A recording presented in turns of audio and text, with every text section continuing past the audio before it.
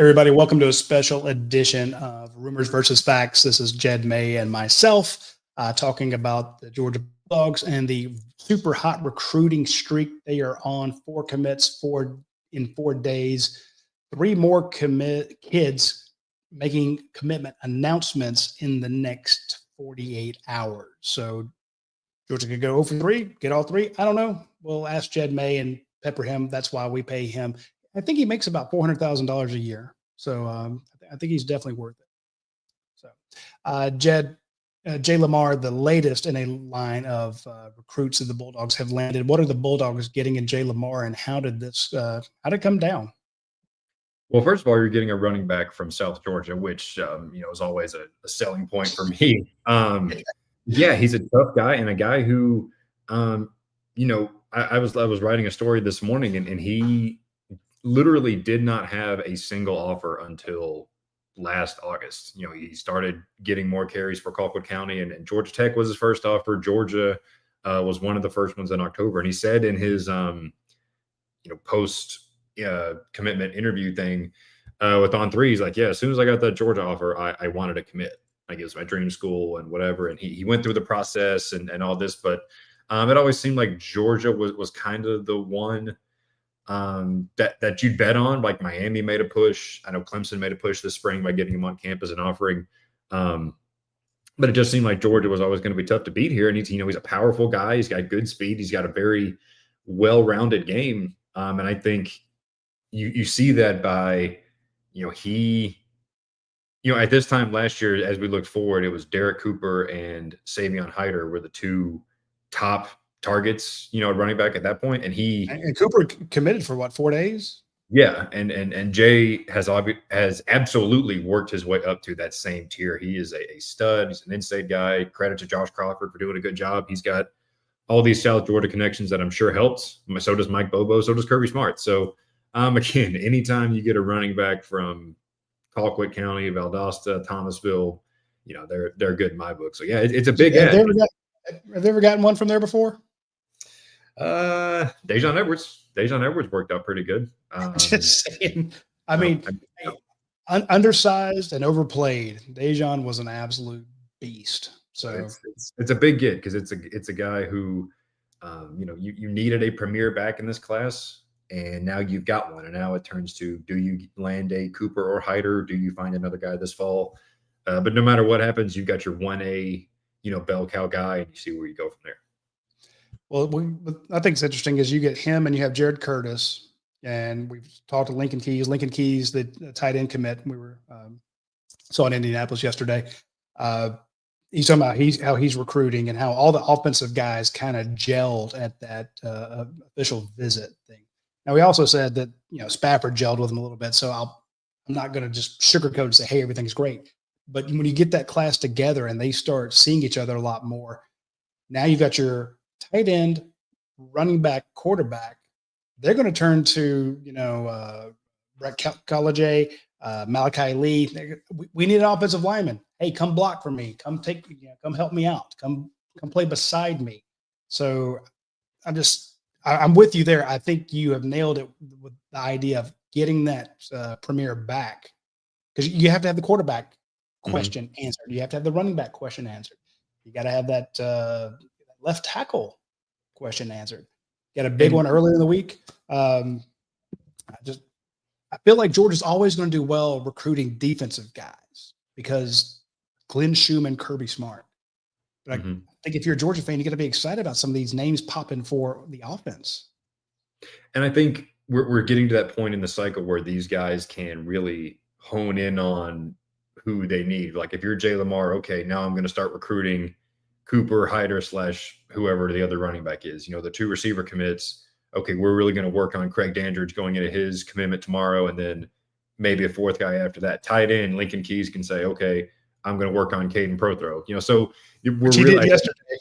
I think this is 21 commits, I believe, with counting the 2 specialists. So spots are filling up, especially on the offensive side of the ball, like you said. So a lot of talent. I mean, you got Curtis is a 5-star. Lamar is a top 100 player, and the number 4 running back. The receivers are studs. Keys is a guy that, I was telling you when we were in Indianapolis, he's a guy that gets forgotten about. He's been committed for so long, and he's in Michigan, and we don't ever see him.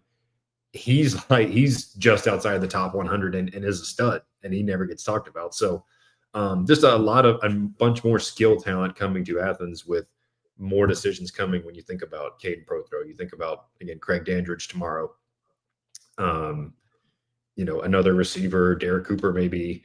So there's a lot left on the bone when you talk about guys coming to Athens who are going to be the ones scoring touchdowns here over the next few years. We touched on it real quick earlier the week. I got what it was all of on the 18th, of June, not that long ago. Ikene Ogboko picked the Bulldogs. So you're talking about offensive talent. There's your tackle. You had a couple inside guys. It's like Helton, trying to think of who's the other, Graham Houston, who could play inside, outside. I just think that's after we saw defensive two. So I had a linebacker on Sunday, right? Shadarius Tootle, who flips from Auburn to Georgia. And then you had Kamari Brooks. While we had just gotten off the interstate in Chattanooga, I guess. Chattanooga. We're in Chattahell on the in traffic, and Shadarius Tootle flips. Then they get two edge guys, and Kamari Brooks and Corey Howard. So again, today, like I said, just if you're a Georgia fan, you got to think about this is a big get. Jae Lamar.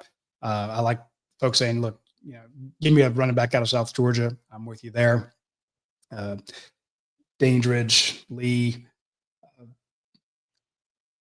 The spots are filling up, but by the end of the week, they may they're going to put the close sign on. Turn that little sign around, going, we're done here. What else is going to happen in July? Well, there is one day in July that you could tell us about.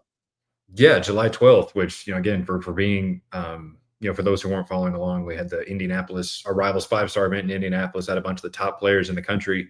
We learned a bunch of commitment dates while we were there, and it appears that Tyreek Green, Derek Cooper, and Caden Prothro are all committing on July 12th. So, as of now, I'd pick Georgia for Green. I'd pick Georgia for Prothro, and I don't think Georgia's going to get Cooper at this point, especially with Lamar on board, but they very well could. Like that's a very real possibility. So, July, that's what, a Saturday, I think. So, could be a lot of movement that day, but it's crazy. This week has been such a ridiculous one. I mean, there's literally been a commit every day since Sunday. Monday, Tuesday, Wednesday. Toodle's a top 100 guy. Brooks is a top 100 guy. Lamar's a top 100 guy. Craig Dandridge is choosing between Georgia and some others tomorrow. He's in the top 130. Chase Calicut's a top 100 guy. He's choosing between Georgia, Michigan, Texas on Friday. Malachi Lee's a top 150 guy. Like, these aren't just, backup targets or projects or whatever. These are studs, and they're all flooding into Georgia right here as we go towards the end of June. So it's been nuts, and it's not done yet. Is the crazy thing. And I'm not even on vacation yet, so I'm loving that. Great event in Indianapolis this week. Getting to see a lot of those guys. As you say, this is. I'm trying to put two thoughts together here at the same time. You're right. Georgia is getting quality, not just quantity. They're not just, hey, they're not in desperation. And I don't want to take a shot at some of the schools that lost a ton of kids in the transfer portal, but there are some out there, and some of them are on Georgia's schedule, and they lost a lot of guys, and they had to spackle a team together. They had to throw guys into cracks and look, just if you can bear with us, we'll find a spot for you. Mm-hmm. Georgia is being very deliberate, and we saw that in Indianapolis. There were some guys that we thought were higher on Georgia's board who are not high on Georgia's board anymore. And some guys who we didn't think Georgia had a chance with because they jumped in maybe late, they do have a chance with. Mm-hmm. So, like I said, if you can land Malachi Lee out of Hawaii, that's huge. I don't know if you're going to get him. He just finished up at Michigan. Mm-hmm. A lot of people had him leaning that way. Chase Calicut, everybody in the world predicted him to Texas, but Georgia's in it there. So the Dogs are spending money. They're not outspending anybody because the guys you talked to said, hey, we're leaving money on the table to pick Georgia. Jae Lamar is one of them. We've known schools came after him with great NIL package. And that's the funny thing is because I was watching his commitment ceremony, and I've heard from multiple people this week that it looks like Georgia. You've heard from good sources it's Georgia. Lance has heard from good sources that it's Georgia. But you never we're at his commitment or we're watching his commitment ceremony, and you're like, man, like, what if Miami called him at 215 and like doubled their offer? Like you never know. Like that we've obviously seen that happen. Justice Terry. I mean, we literally had it as good. Yeah, we had it as good as we could have had it, but you still don't know for sure. But I mean, again, Georgia's going to spend money on these kids. I talked, I forget who it was, told me Georgia tells these kids in NIL, when your potential ceiling at Georgia in terms of NIL is on par with anybody. But we're not going to give it to you out of the gate. You got to come in, you got to earn it, you got to do all this stuff. But it's not like, if you come in, if you're KJ Bolden, for example, and you come in and you ball out as a freshman, you will be compensated accordingly. So, that's what they want. You will earn as much as anybody if you earn it on the field. And if you go somewhere and you're given, say, $2 million right out of high school and you don't perform those expectations, then your contract is going to get renegotiated anyway. So, but you might as well go to the place that has the same feeling, but B kind of, that's Georgia's whole thing is we're preparing you for that NIL. I get my acronyms confused. The NFL money, NFL contracts, and the money down the line. So, in some kids, it hits with, and it clearly hit with Jae Lamar. Yeah. Question in there from Blind Squirrel Sports is Georgia benefited from any commits not believing in the direction of Bama's program under DeBoer. I haven't seen that yet. You may have seen it. They're not committing to Nick Saban. Right. So yeah, I don't know I don't know of anyone where Georgia has benefited directly. I mean, obviously you saw some kids decommit in the wake of Saban's retirement. Mason Short was one. Zyke Helton. 25 class Zakai Helton was one. So I have talked to some kids who have told me off the record, like the vibes are different at Alabama now. But as far as I don't know of many kids who said, if Saban was still there, I'm an Alabama lock, but now I'll go to Georgia. Not necessarily, but again, I think, and maybe not even necessarily that it's a bad thing. Like a new coach, whoever follows Kirby Smart is going to have their vibes will be different at Georgia than they are now whenever Kirby Smart leaves. But I think, like you said, you're not going to play for the greatest of all time. You're not playing for a guy who won 7 national championships or whatever it is.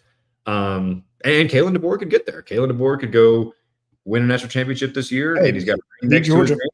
And yeah, beat Georgia. So he's got a guy that's got some credibility to him. He does not have the credibility that Nick Saban had, which nobody does, right? Kirby Smart doesn't have. Yeah, exactly. So I'm not saying I don't know that they're really it's bad for Alabama, but it is being noticed by recruits that the vibes are different now, which you'd expect.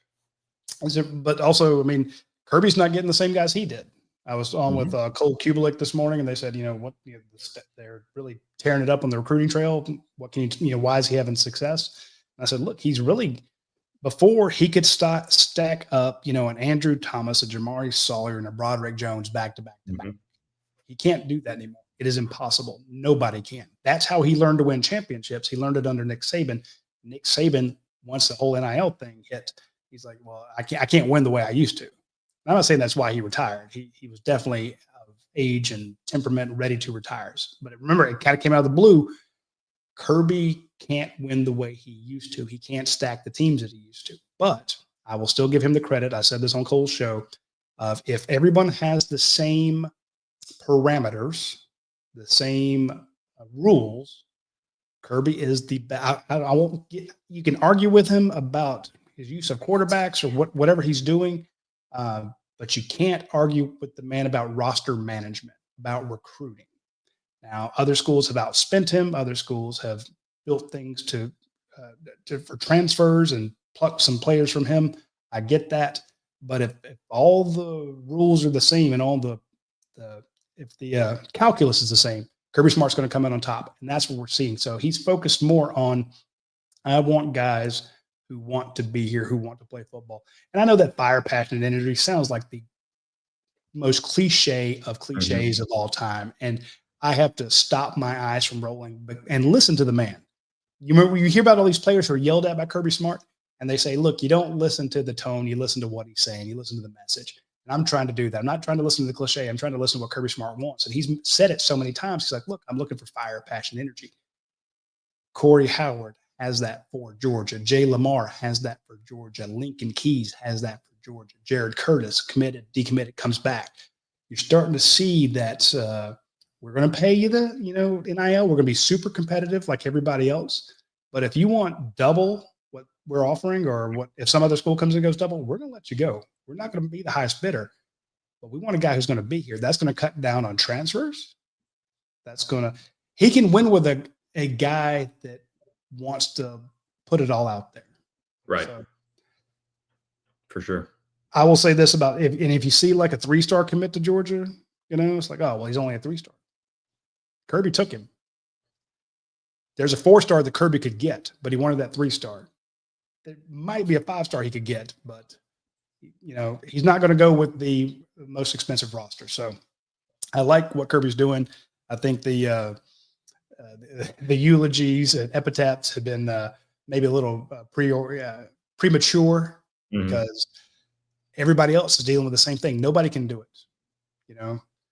Nobody can stack talent in excess of what Kirby and Nick Saban did. And so and we're seeing that this week. 3 more commitments or 3 more commitment announcements in the next 48 hours. Is there one on Saturday too, or can we actually take Saturday off? Yeah. James Johnson, the defensive lineman, is Saturday. Keyshawn Stansel, another defensive lineman, is Saturday, although we don't expect him. You're never going to get a day off.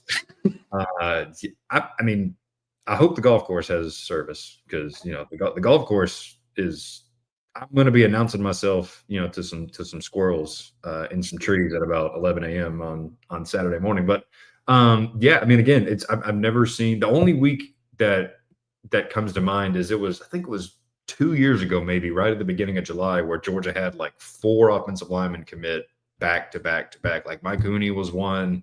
I want to say Marquise Easley was one, maybe. That class of guys, it was every day for 4 days and all at the same position.